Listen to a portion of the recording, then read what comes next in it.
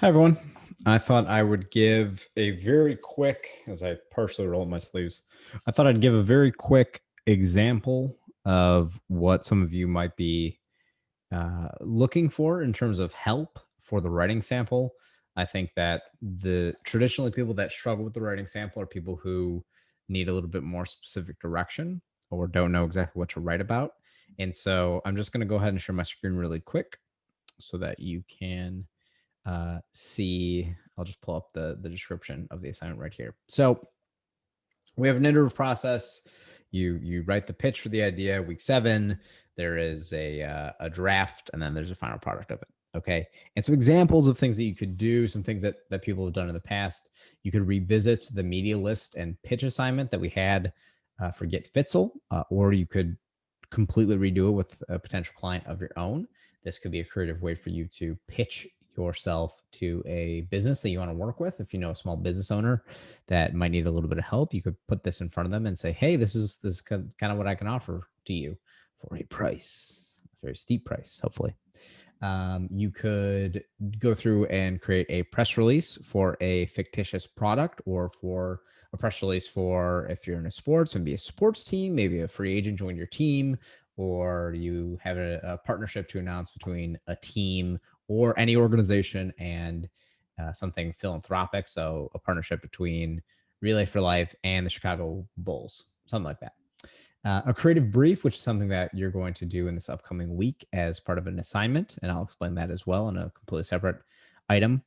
Or an assignment for another course, right? So if you have a paper that you finished last semester or whenever it was, and you want to revisit it and add PR pieces, come talk to me, email me, and we could brainstorm as to what that might look like.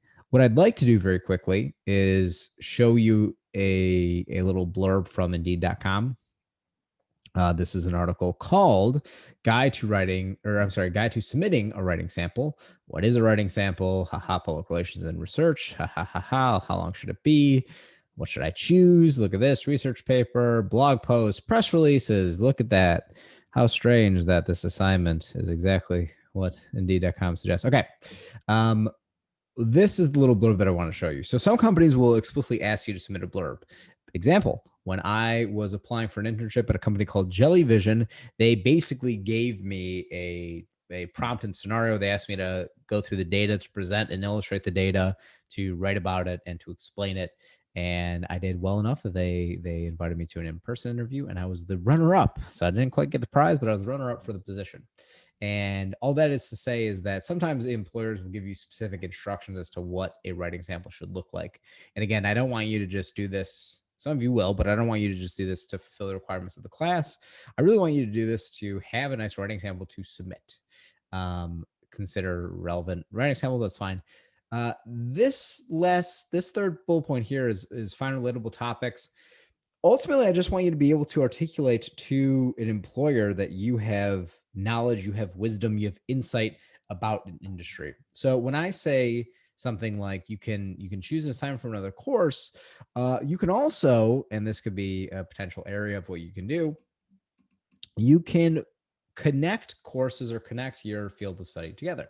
So let's go ahead and open up a Word doc really quickly. Here we go. What I would do is I always use this language, build a bridge. Now, what does that mean? What you could do for the writing sample is, let's say you are a political science major. Spelling is hard. You're a political science major and you're in a public relations course. What can you pull from your political science major? Some concepts, some ideas, major talking points, class topic areas. And what you're probably thinking is that this sounds an awful lot like taking an assignment from a previous course, like a political science course, and redoing it. And that might be, you might have had a final project in Dr. Chad's insert political science course here. And then you want to add PR to it, add a little PR flavor, flair, and splash. But what I would do is I would say you can have this as, and we're going to title it over here. You can have this as what I would like to call a thought piece. In other words, your final paper would be, here is, this is going to be the really sophisticated way of articulating this. Here is an idea from X content area. So it could be political science. And here is an idea from public relations. And then your entire writing sample could be, here's how they're connected. Here's how knowledge from one benefits the other. And of course, vice versa. And here's a specific application of the bridge. So you could find, let's just make this a bulleted item.